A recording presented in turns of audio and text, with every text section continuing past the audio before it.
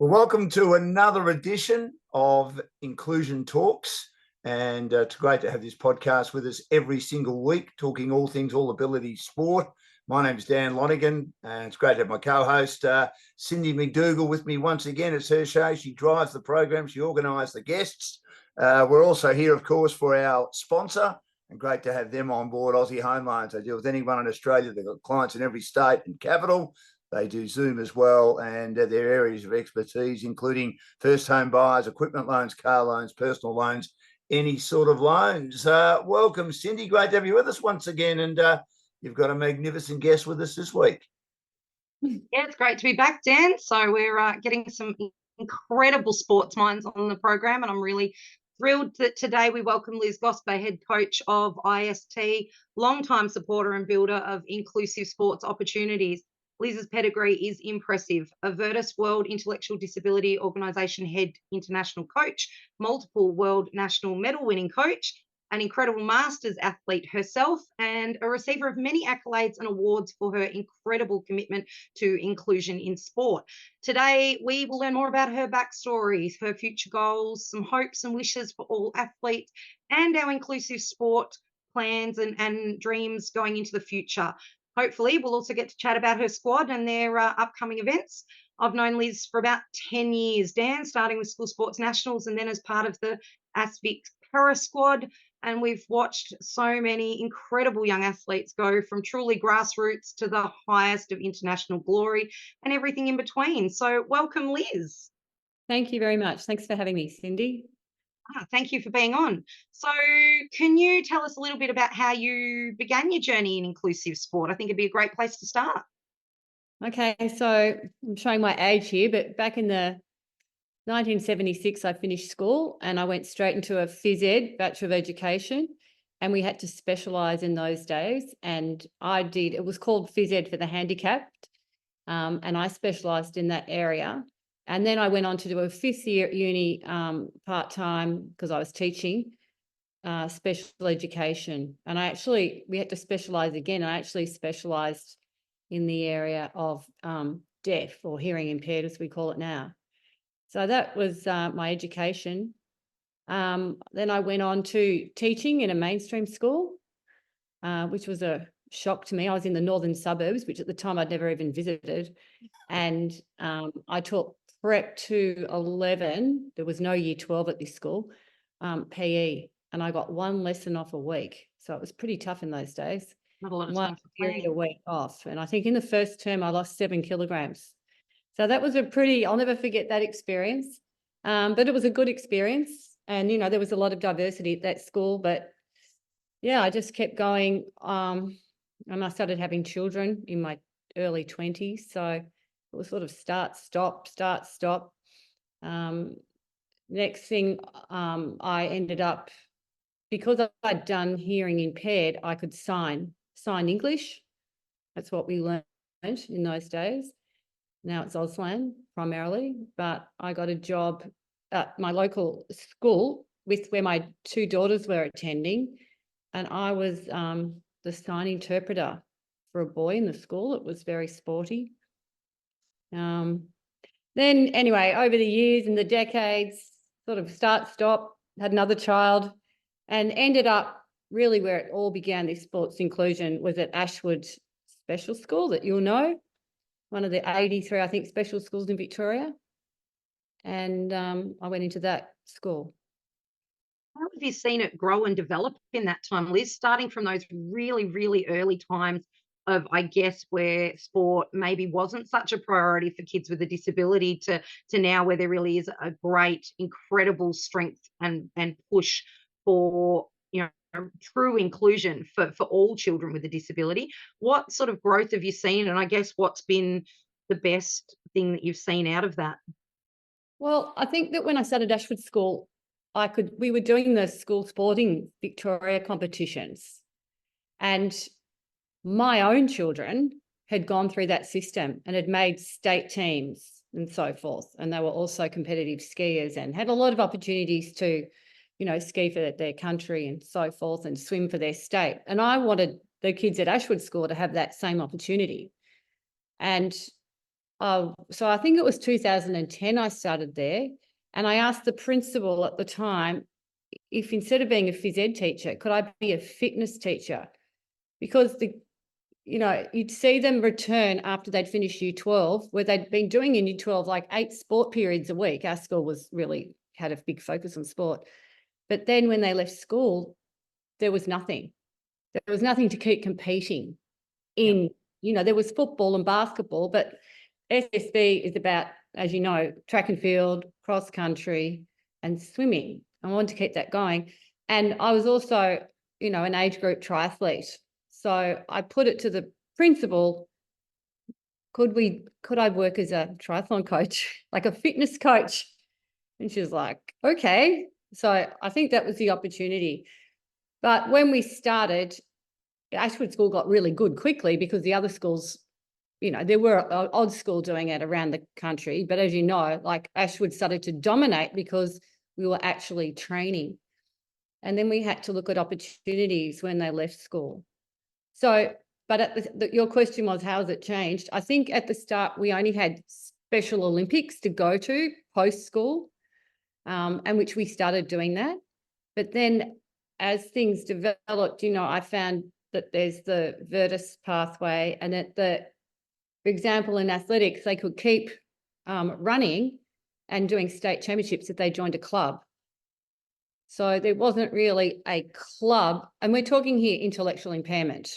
I'm not really talking about anything else because that's my specialty.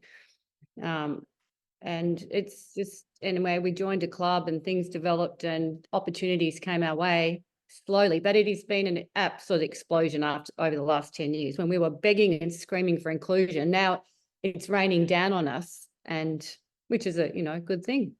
Why do you think that's happened, Liz? Why do you think now clubs who might have been reticent to have intellectually disabled athletes join their club, probably for no other reason other than a lack of knowledge, now that, as you say, there's just so much interest? Well, I think it's sort of a human right to be able to go and join a club, and there's so much press now about inclusion. I think that, coaches are told, realise that they have to be inclusive. Whereas before, years ago, you probably say, oh, no, that's not really, I was told by a coach early on, no, I don't want to take your cohort of athletes, and I had a lot, because I don't know anything about intellectual impairment and I don't know where to start. And I said to that person, well, that's fair enough, because inclusion is about being somewhere where it works. It's not, I'm going to force someone to do it. Mm. And he was honest, and I didn't really mind that. And then we went for the athletics part of it. Anthony De Castella, the brother of Rob De Castella. Yeah, went to school with Anthony. Lovely bloke. Yeah.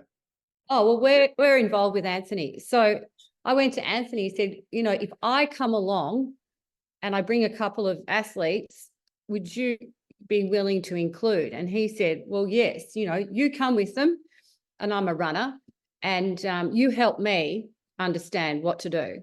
So, and still, I think that we started that in 2018. So 7 years later, I'm still running. Well, I've got a broken foot at the moment, but I'm still running with them. And Anthony's learned a lot from having our athletes there. And we actually probably half the competition now of Xavier Oldsvarian's Athletics Club.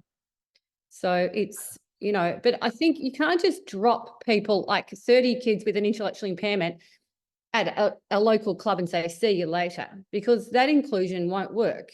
It's like anything, really. You're not going to drop 20 people who want to do ballet mainstream at a club if they've never done ballet before. That's not going to work either. You have to progress. And, we found the right people who want to include. In cycling, we have Preston Cycling Club, because the athletes have to belong to a club. IST is a business. I don't want to become a cycling club and an AS club and a swimming club. I mean, that's just too much and impossible. That's impossible. And it doesn't have to need to be like that. That's very much about building those connections with the clubs to give the opportunity. Yes. And I think Xavier, our parents are now running for the club, and our parents are on Old Zavarian committee. Yes. And it's become a cliche family, but it really is. It's Real the opportunity. running helps. I'm primarily for triathlon, but the running obviously helps in triathlon. So it's all interconnected, and it just works really well. But it took time, and we had to establish who wanted to include us, because we're not just going to go anywhere. There has to be real inclusion that works. This On is that note, Liz. I was just going to say, Sorry, Cindy, Dan. this is Inclusion Talks with Cindy McDougall and Dan Lonergan. Our guest today, Liz Gosper, and we're here for Aussie Home Loans. We can deal with anyone in Australia. We've got clients in every state and capital, and they do Zoom, etc. All yours, Cindy. So you left the schooling environment, Liz, to start your own squad. You mentioned IST, which is Inclusive Sport Training, and it's a specialised training group that focuses on giving athletes with a disability the best platform to grow and to build confidence and compete at the highest level. What inspired you to actually go out on your own and do that? Well, the principal asked me when I said, can I be a triathlon coach at the school? And she said, yes. I thought I better be nice to her, because then she said to me, could you please start up something on a Saturday? Because a lot of the pupils in the school, their siblings do Saturday sport and they need something. So can you start something? So I said, okay. And I just started off, I think 14 was the first thing. And we started some cycling at a velodrome and running around the Tan. And basically those days it was, walk, run. And things just, I didn't really go out with a big plan. Things just evolved. So then we started, and then we thought, well, in 2013, I got 60 kids in the school to do a triathlon after a year of training as a triathlete.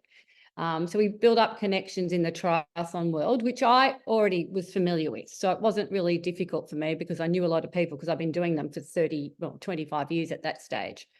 So it's always about people, isn't it? And people that you can trust. And so then we did the triathlon, but because we were training in the 3 disciplines, the athletes got really good. Some got really good at running. They never knew they were runners. And I was ringing up the parents going, oh my God, do you realize that so-and-so is a really good runner? And they're going, no, I had no idea. And you could spot talent. And it wasn't just talent. They got really enthusiastic about doing it. And then swimming's probably quite hard, because swimming's very technical. And if you hadn't learnt to swim and have those opportunities as a young person, at 3, 4, 5, when you learn to blow bubbles and get familiar with water, trying to teach someone to swim when they're 12 or 13 is a lot more difficult. It's just a longer process. So I use swimming. People donated fins to me. They donated, I think, all sorts of things for us to be able to do the program, because this was before NDIS. Yep. But once NDIS came in, our programs could expand, because they could use that, they had money and they could do maybe being able to afford one thing a week. Now families were able to afford, 3 or 4 things a week. So the more they could do, the better they got. And then the opportunities came up to compete. How severe, for want maybe of a better expression, some of the athletes you deal with in regard to their disabilities? And being a coach, and a coach with experience in this space, how do you have to change the way you coach them, Liz? Well, I think I grew up in that space. So, from in the mid-70s, I was teaching in this space. So to me, it was just what I did, and it was sort of a no-brainer for me. But it's really important to have the right coaches there. So in IST, I employed people with coaching credentials from Ashwood School, really. So they had, because I guess we're a mild intellectual disability, which is, if to go to Ashwood School, for example, your IQ and behaviour adaptive is between 50 and 70 IQ. And that's a mild intellectual disability. So that's really where the cohort came from. And then in sport, though, it is between 50 and 70, well, below 75. So you do a test to see if you are actually in that space. So, for example, if you go to the Paralympics for intellectual impairment, well, there's only 3 sports you can compete in at the Olympics, but they take that below 75 IQ behaviour adaptive. So if you're 76, you test, you can't go to the Paralympics. So that's the thing. But there's a lot of, well, the term they use is comorbidity, which is morbidity means sickness, which isn't a very nice term. But so I'd say of maybe 60, 70% of the IST athletes also have autism. And then over the years, it's developed from intellectual impairment 1 category, which is what I was talking about, the Paralympics.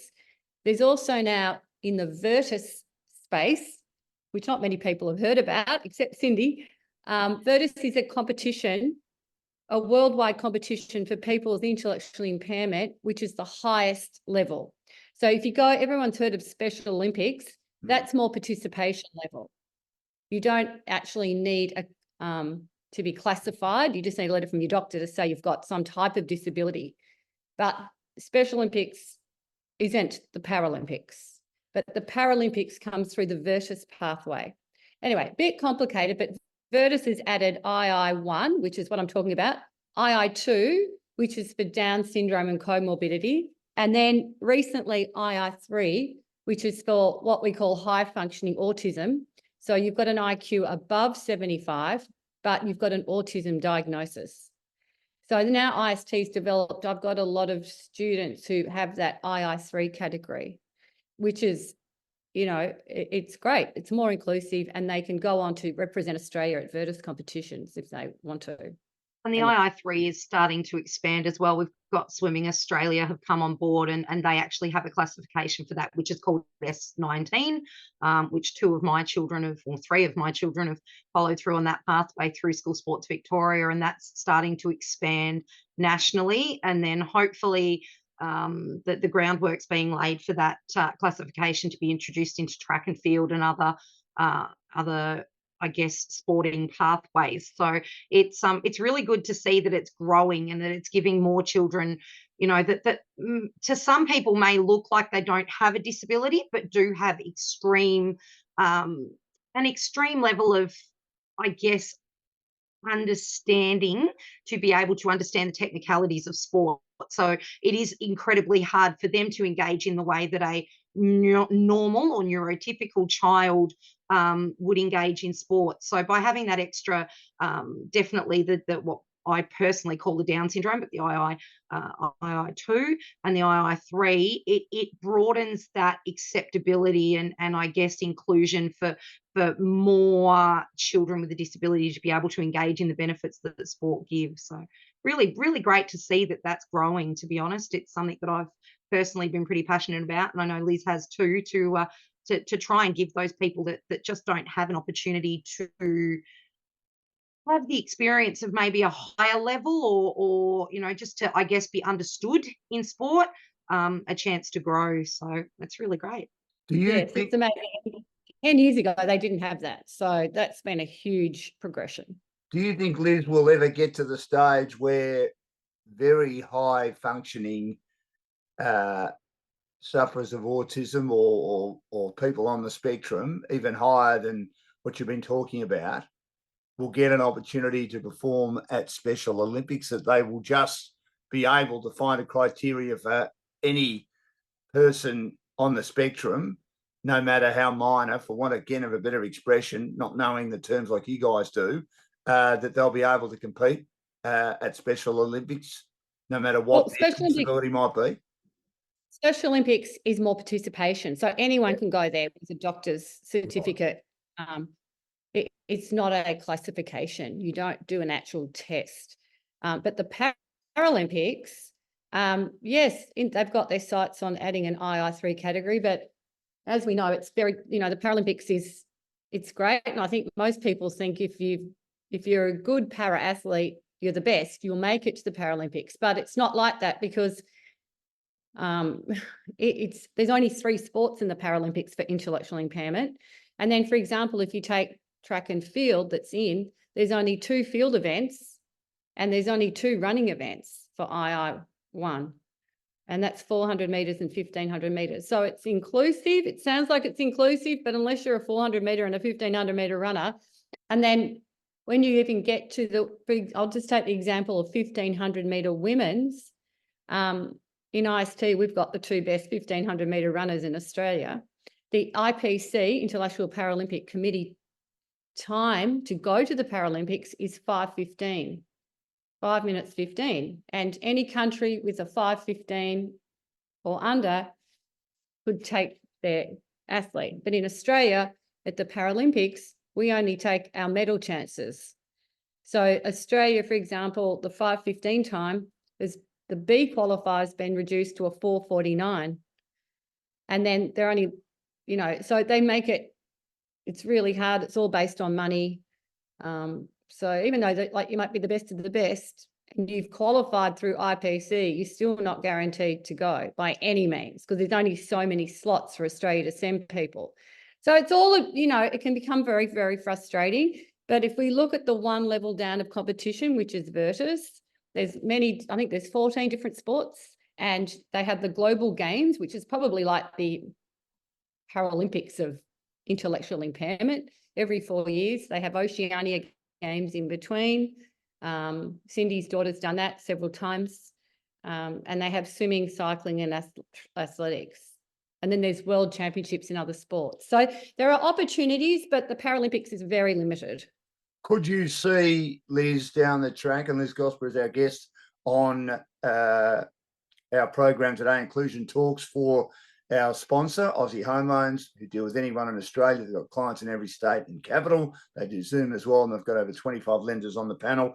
Could you see down the track that the Paralympics offering more sports for those obviously with autism and are on the spectrum, or do you think it'll always just be 3 or 4 disciplines in athletics, as you just mentioned?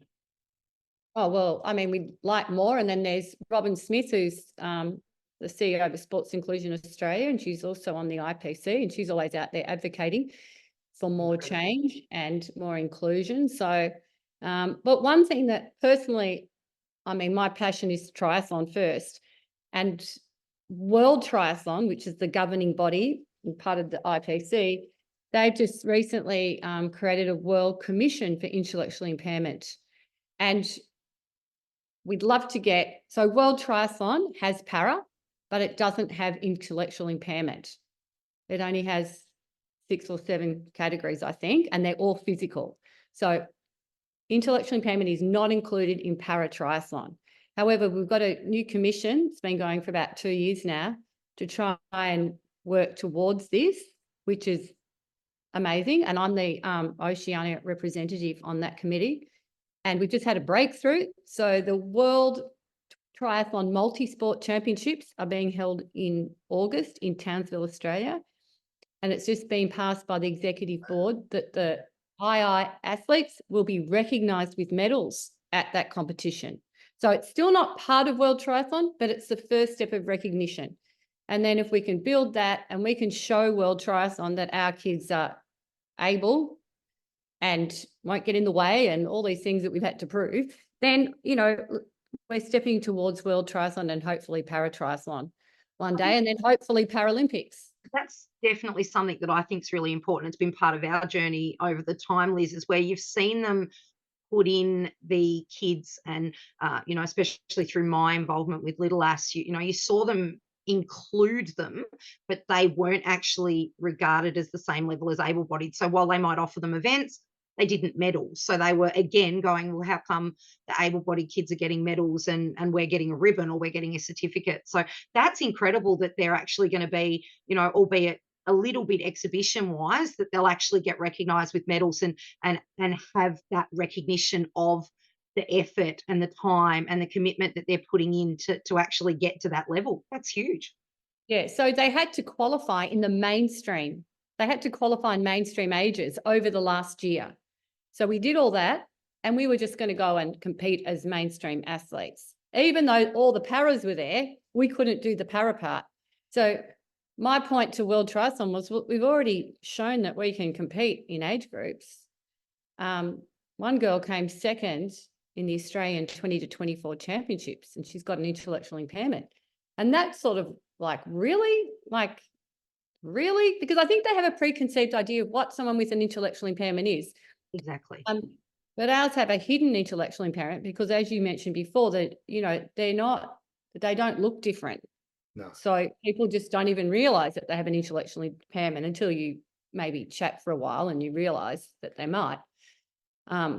So because they qualified mainstream, they were competing anyway. So all we're going to do is so for instance, say, Susie comes 10th in the world, but she's the first person with an II, she'll get a first medal on the podium at the same time.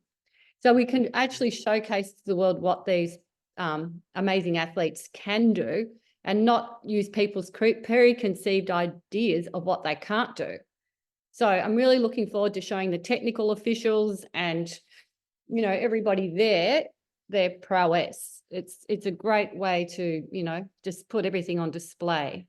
A great way to teach the officials as well, I think. I think it's really important that there are a lot of preconceived notions, and sometimes it's getting the officials to understand that these kids aren't a real struggle for them, and that it is such a benefit to have them there in the overall scheme of things. And yeah, I think that will be awesome to see how that actually how that grows from that. And I guess you hate saying recognition, but how the recognition of that goes forward to help build it.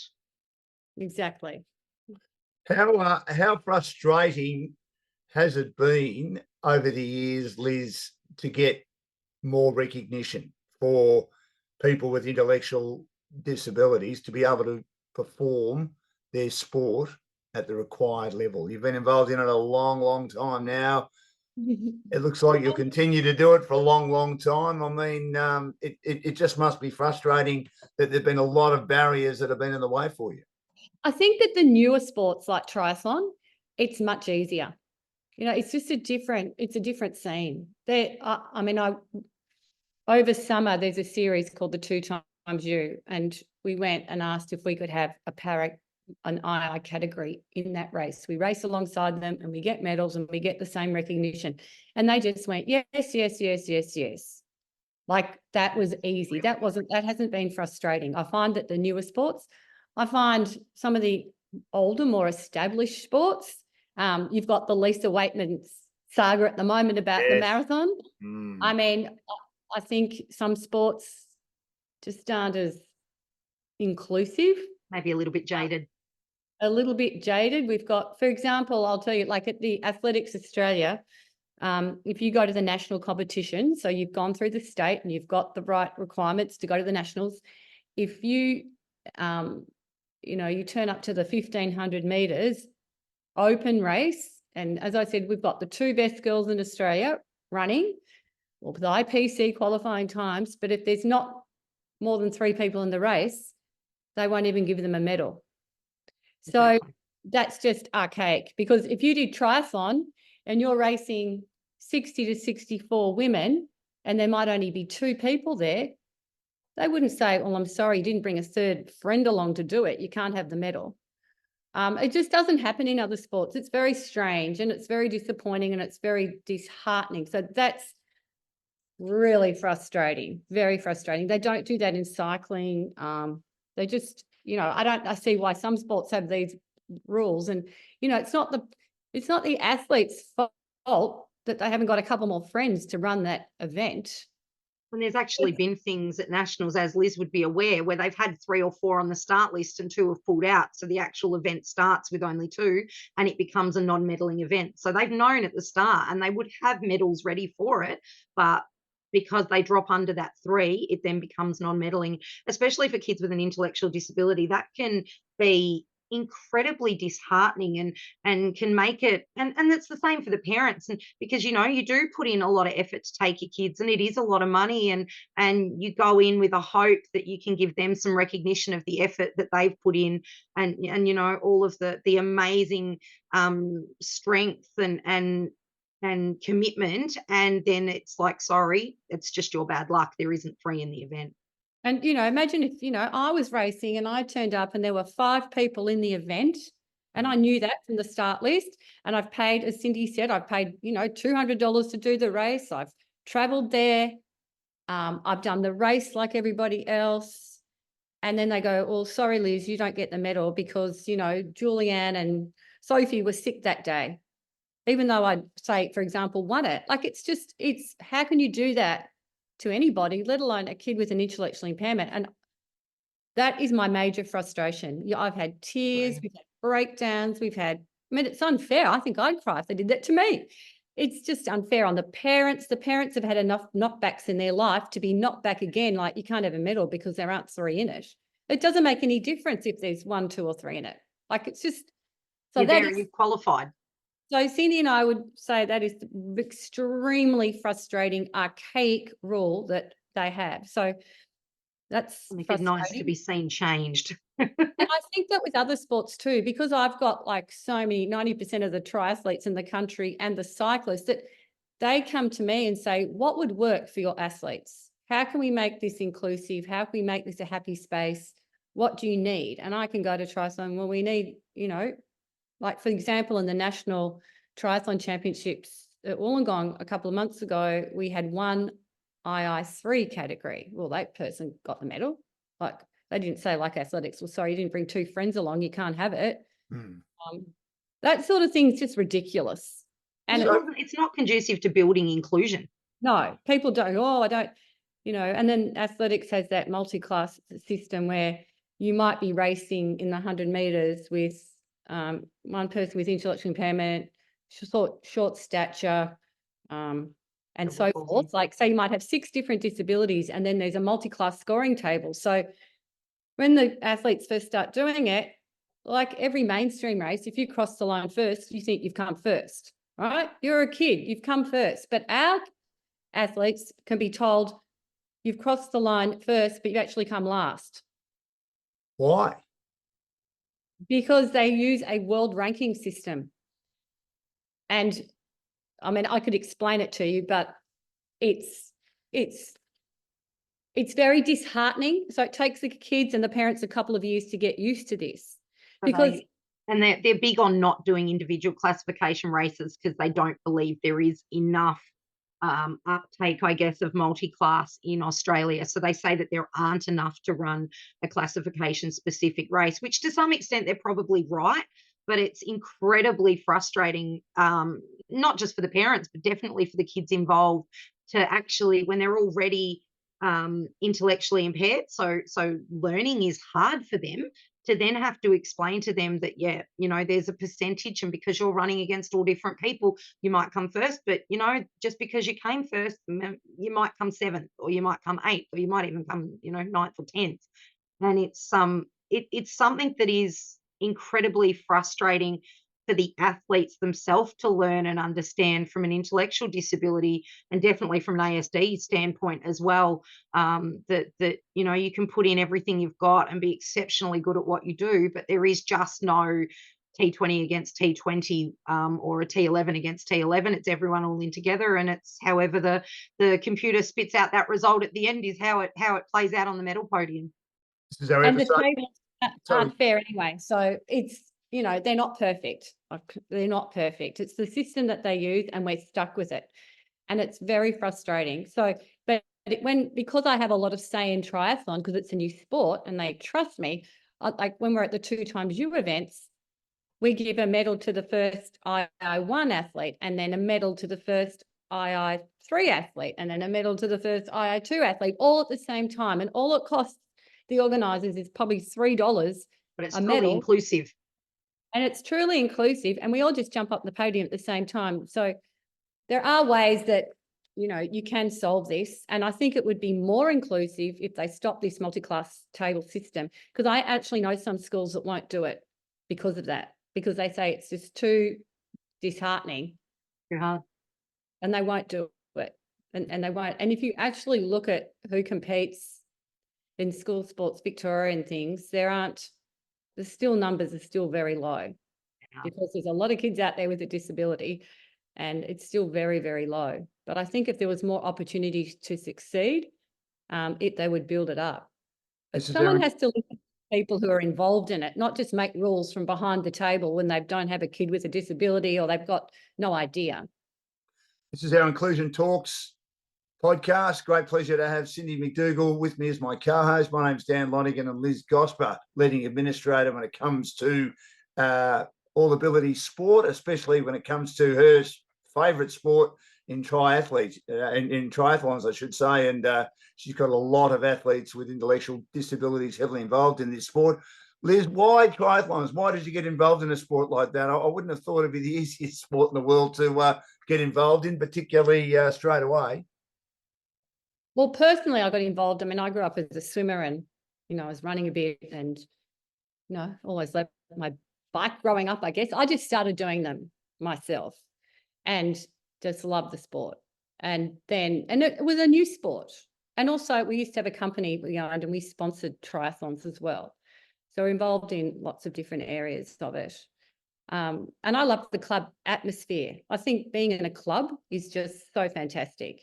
And if I go back to the athletics club that we have with De Castella, it's just great to be all mixed in together. And the like-minded thing is the running. And so everybody enjoys that. And in triathlon, in the clubs I've been in, it's just you're with like-minded people. And, it obviously keeps you, fit and healthy, which is, to me, extremely important. And one of the statistics that Special Olympics has is that people with intellectual impairment are 4 times more likely to be overweight and have mental health issues. And everybody knows, it's a no-brainer that running or, doing sport is good for your weight control. And, you'll want to eat healthily because if you want to do well, you can't eat rubbish food. Correct. And exercise is great for your mental health. And I think, IST has, 90 athletes in it. And, our ones that are really doing a lot of sport and really into this are just exceptional. They're exceptional. Like we've got kids running, just over 3 15-minute kilometres and, cross country. On that one, really exceptional. Do you have a particular athlete or athletes who inspire you? And if so, why? Well, the ones who are very dedicated inspire me, but the ones who have maybe more challenges but just turn up each week. Not everybody in IST competes to be a top athlete. Some just, It was really about friendships first, because having a friend makes you happy. And then having like-minded friends makes you want to come back to that group. And whether it's the knitting group or the sewing group, whatever you like, if you stick to those friends, you've got a connection.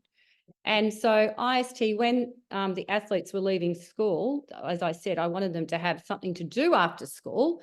And, not, it's difficult to get a job with an intellectual impairment, very difficult. Not impossible, but it's much harder than the average person because you're a little bit more limited.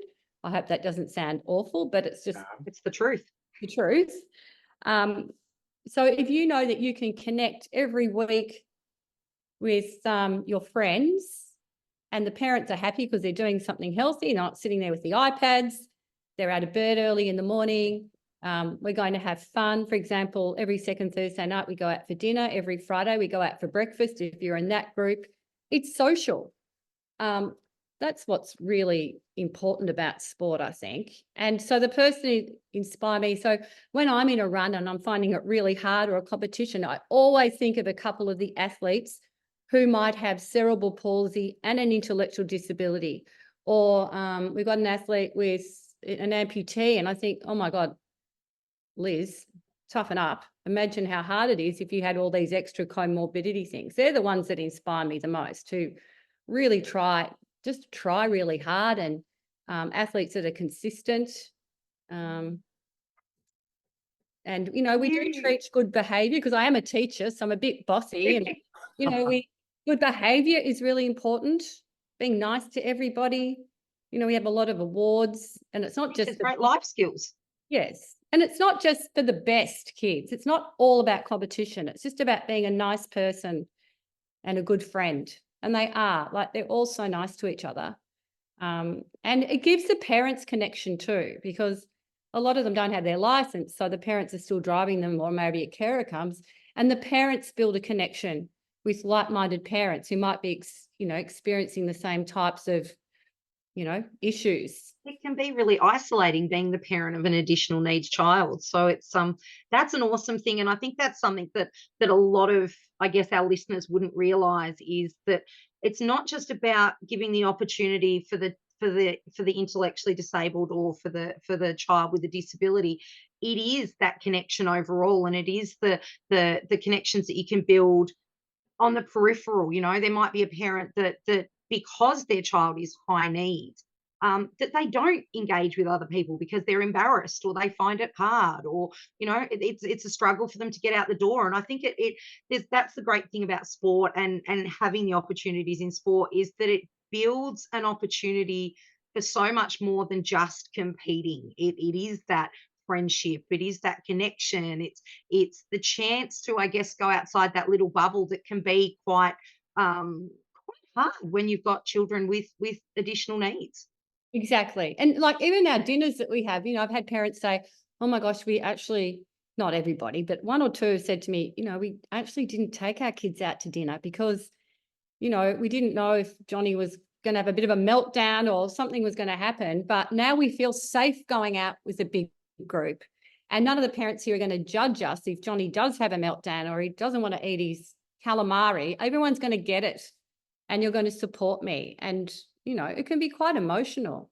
Even I remember the first time we did a triathlon, I don't think there was a dry eye. The parents couldn't believe that their kids could actually do a triathlon, because to them, they'd never done one. And they had this idea it was going to be an Ironman, which it wasn't, but they were just blown away and that their child could achieve this. How long are the distances for the triathlons, particularly if you are a first timer, you've got an intellectual disability, and you say, come along, bring your child along, and we'll give them a go. And when they've managed to get through the first one, do you then increase the distance? Do you then increase the, I suppose, difficulty of the event and the course, etc.? Yeah, so our first one in 2013 was down at Mordialloc Beach, and everybody did the beginners. There's a kids distance, like in mainstream, there's a kids distance, and that's, I think, 7 to 11 years. So we just did that one, but we had a multi-class, we called it division. Multi-class and para are sort of interchangeable terms. Yeah. So we all lined up and they did a 150-meter swim, but it was so shallow, if they got scared of swimming, they could actually walk through the water, but they had to go around the buoys. And we had carers with them, we had buddies, whatever you wanted to make it. And then you got from the pool, the sea, across the sand, and you had to go to transition one to find your bike. But, that sounds easy, but it's not, because you've got to find the pathway, then you've got to find your bike in a sea of bikes. But we had people in there helping, and they rode on the closed road. I think it was like 3 kilometres up and back. So very achievable. We had tandem bikes, we had 3-wheeler bikes, I think it was a scooter, whatever you needed to make it. And then the run was 500 meters, and you could, you can walk it if you want to. So everybody made it. One parent fell over and hurt her knee, but everybody else was fine. So that was 2013. Now we've built up, I don't advocate for doing longer distances when you're young, because I try to stick to a pathway, and the para pathway is called a sprint distance, 750 swim, 20K ride, 5K run. So that's really where IST leans towards, because I can't cater for Ironman and half Ironman, and it's all different types of training. But if they want to do that, you can go and do some extra training if you want to with another club. And, we do have 1 or 2 that are doing half Ironman, but I'm really about the para pathway, because I'm sitting here waiting for it to be included in World Triathlon. And that's not about Ironman, where we're going. But the Ironman company actually does have inclusion for II if you want to go down there. The Boston Marathon has got an II division now, and you can win $3,000 if you come first in that. So I want the Nike run to include an II category, because it's only mainstream. I really think, and it's just so easy to do. You just pull the results out. You enter it as an II, and then you pull it out, and there's a category. They don't have to do anything different. It's just trying to give more opportunities, and it doesn't have to be super competitive. It can just be, like I'm saying, the local fun run. Obviously, you can do it, but wouldn't it be? They always have age groups in fun runs. Wouldn't it be nice to have a para category in it? So, how much training would you like an athlete to do and a parent to do, helping their kids with special needs get involved in a sport like triathlon before they actually compete in an event? Or you're happy if it's for the first time, or comfortable if it's for the first time that they take on the event in an event, if you know what I mean? Well, as long as they're capable of, like, they're happy to go in the water, they don't even have to swim, because in the 2x1, they can enter any distance they can do. So you can do the kids distance, which is 7 to 11 years mainstream, but any para athlete can go in that one as well, because we have a separate start time. So it doesn't matter if you're 35, you can go and do that distance. And then you can build up right up to in 2x the Olympic distance. But again, we just think, we're happy with the sprint distance, because that's what IST is about. I just, if I go too broad, then you sort of lose sense of who you are. But anyone can do it. Like, anyone listening who's got a child with autism or a physical disability, or you just turn up, you enter and turn up and do it. Obviously, you need to be able to ride a bike, but if you can't ride a bike, you could ride a three-wheeler. If you can't ride a three-wheeler, you could use a tandem bike with a parent. You can have a buddy going with you, and then you can use your NDIS money to employ a buddy to do it with you, or your parent can do it with you. That is the one great thing about triathlon, is that I love the word try in it, because it can be adapted to that TRY, and it's about giving people an opportunity to try. And, the three-wheel bikes, I've been pretty blessed with the Warrnambool Running Club. They do a triathlon each year for people with a disability, and it's the three-wheeled bikes, it's the tandem bikes, they can walk in the water.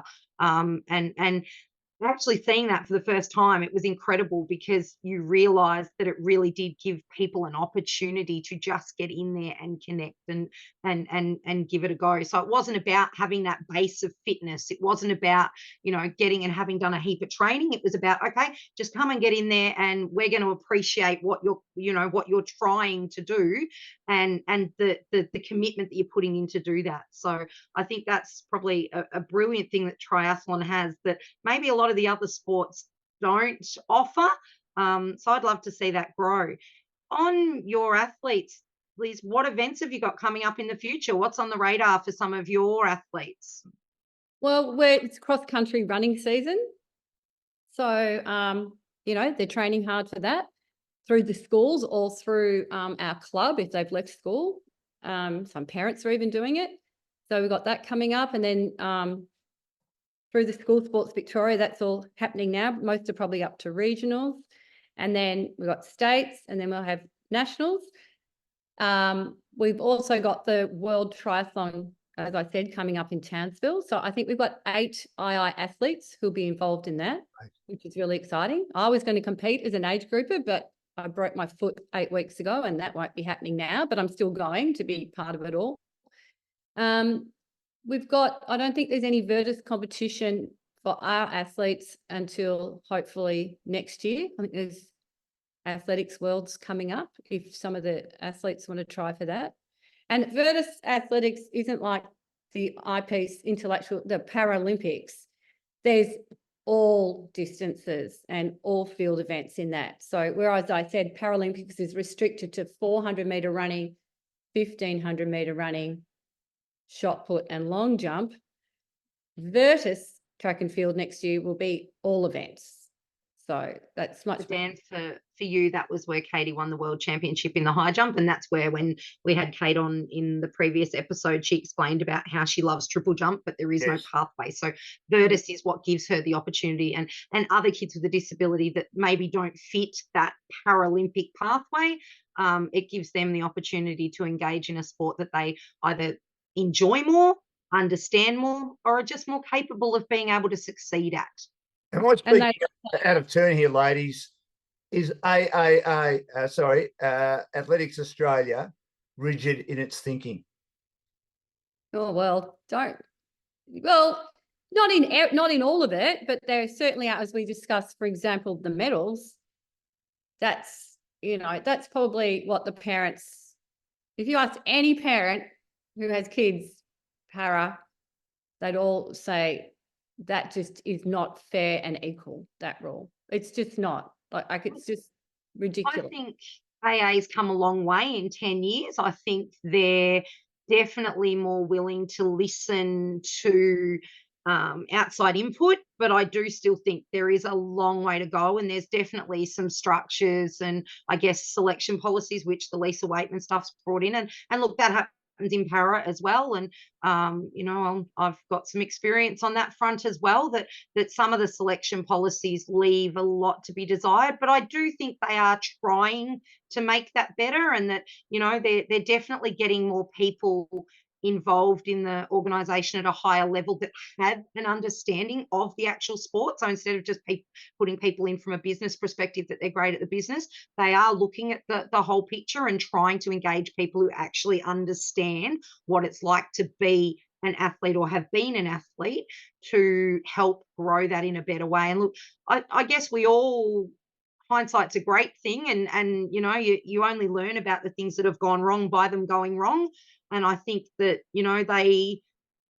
they're somewhat rigid because they have to be, with protocols and government funding and what have you. But look, I do think they are slowly getting better. In my I humble, think, as I mentioned before, if you, Yeah. instead of sitting behind a desk when you've had nothing to do with athletes with intellectual disability and their parents and their coaches, then you're not going to understand it. But I think if they got outside and really came and watched these athletes, became really involved in them and tried to understand it, they'd get rid of these funny rules. I Give them a clear agree. Now, Liz, before we let you go, and Liz Gosper is our guest with myself and Cindy McDougall for Inclusion Talks for Aussie Home Loans. Our areas of expertise are purchasing a property, owner-occupied or investment, building a property portfolio, refinancing, debt consolidation, cash out, construction, pre-approvals, first home buyers, equipment loans, car loans and personal loans. And they've got over 25 lenders on their panel. IST, is it where you want it to be, and where would you like it to be, let's say, in 5 years' time? Oh gosh, as I said, I just started off and it's sort of been just developing, when opportunities have come up. I personally want to keep advocating for the athletes and more opportunities. That's something I really like doing. The athletes with intellectual impairment don't speak up for themselves. They probably, well, not many of them do anyway, because of their intellectual impairment. It's very different space to a physical one, and they've got their own complications and own, issues to resolve and move forward. But my specialty is intellectual. We have minority groups like gay rights and things like that. They're very vocal. They work. They have lots of money. Our kids find it very hard to gain employment, get money. They can't read all the articles. So we need to advocate, like Cindy and I need to keep advocating on behalf of them, or teaching the athletes to, stand up for themselves. IST, what I'm doing now is I'm training up some people to maybe take over IST so it doesn't fall in a heap when I leave, because you've got to have a structure there in place when I move on.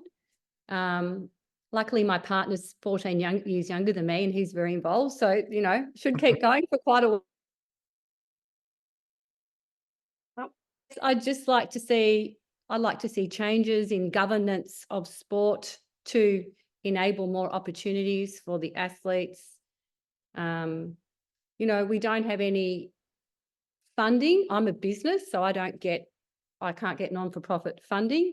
I'm relying on the NDIS to keep going and support these athletes, which has been incredible. You hear bad stories about NDIS, but I've only got good things to say about NDIS. But the cohort of my parents are able to advocate for themselves very well. So I'm in a fortunate sort of socio-economic area with parents who can do a really good job of that.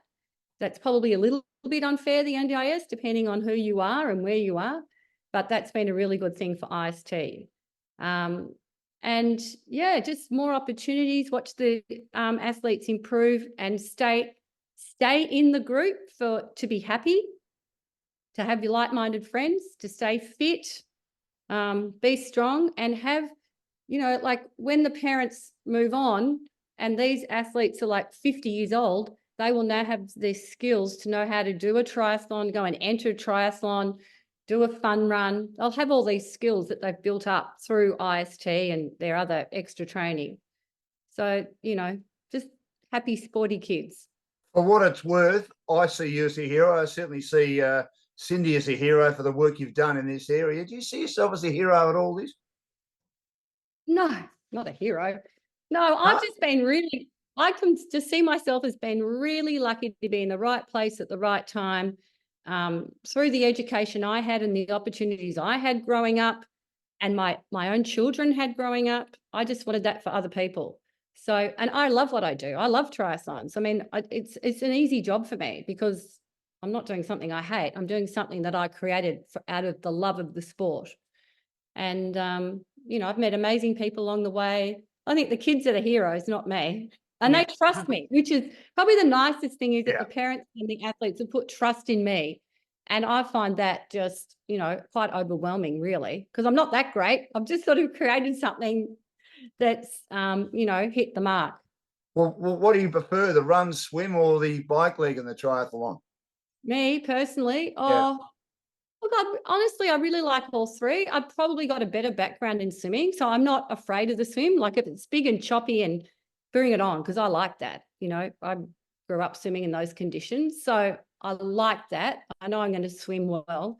And I love running. Like I've got a broken foot. The thing I miss at the moment is going for a run, because it's so easy, and you just put on your runners and you go out the door. You don't have to do anything special to go running. But I do like the bike too, so I can't really say. Love it all. Well, we love chatting to you. You've got a great story to tell. You're an inspiration.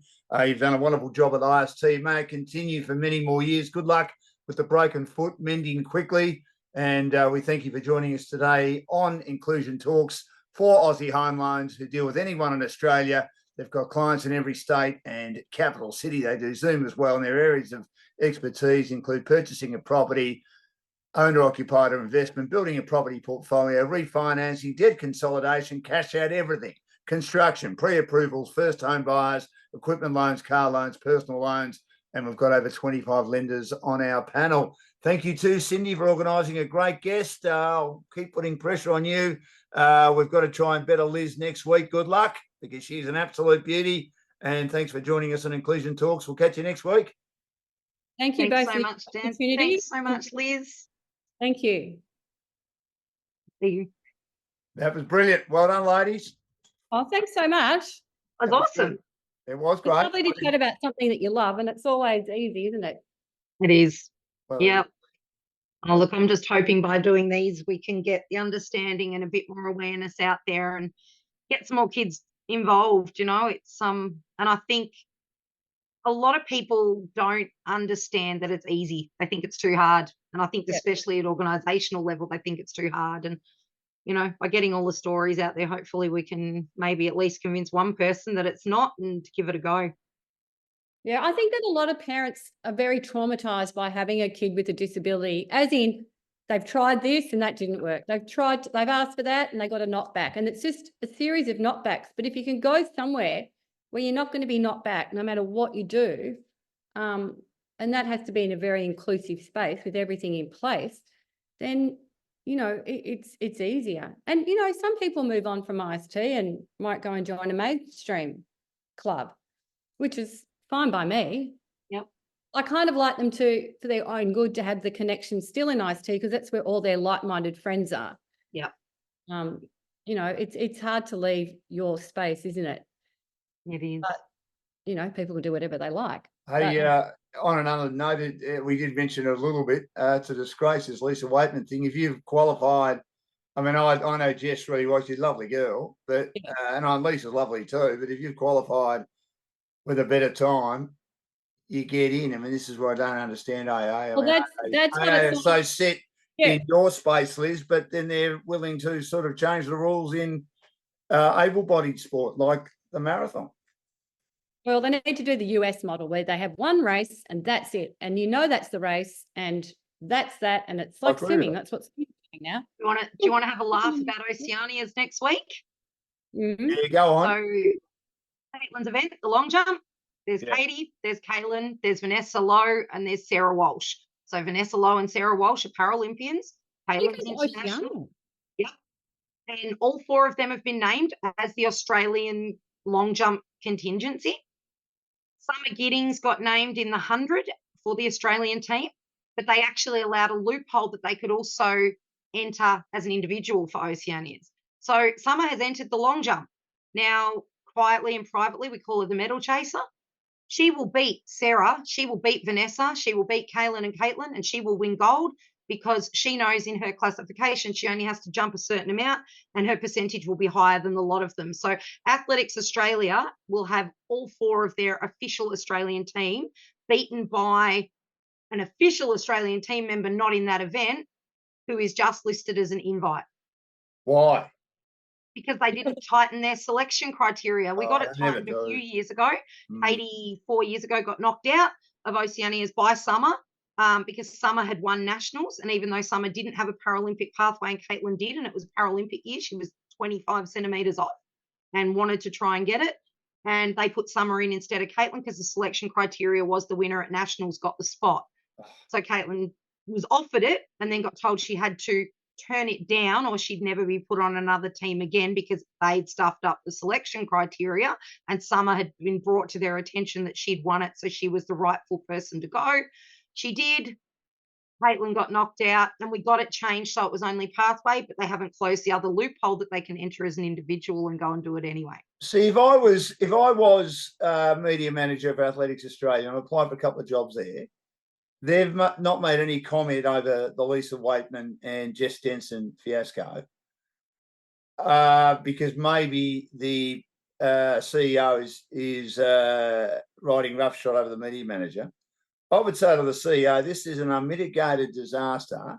You've got to get out in front of this and you've got to, even if they give you a hard time over it, and there will be members of the media that'll give them a hard time and ask tough questions. You've got to get out in front of it. You've got to answer the questions. You've got to take the criticism. But they don't do that. They hide. They're an organisation, to me, why we haven't had more success in athletics is because I think the head rots at the top there more than any other organisation I know in this country, in my humble opinion. Well, up until 2 years ago, the para scoring, nobody even knew how it worked. The new one, nobody really knows how it works because it's meant to be based off the world. But then there's this points that can change and this much that can be added to certain classifications. And yeah, it's their transparency isn't fantastic. Being a little bit. Cindy, you've been too nice. Oh, I know it's not. I know the transparency is terrible. Absolutely horrendous. It's a shit show. Oh, it's terrible. It's one of the worst run, and it hasn't got any better. It's one of the worst run organisations Hence why I like seeing in this country. It's not the worst sporting organisation. Yeah. I think it's the worst one I deal with. Yeah. No, I'd probably agree with you, Liz. Well, I appreciate you joining us. Thanks, Dan. Thank you so much. Thank you so much, Liz. No worries. And Cindy, we'll chat again soon. Look forward to it. All right. Half an hour. See you then. Good on you. Bye. Bye. Thanks, ladies. See ya. Bye.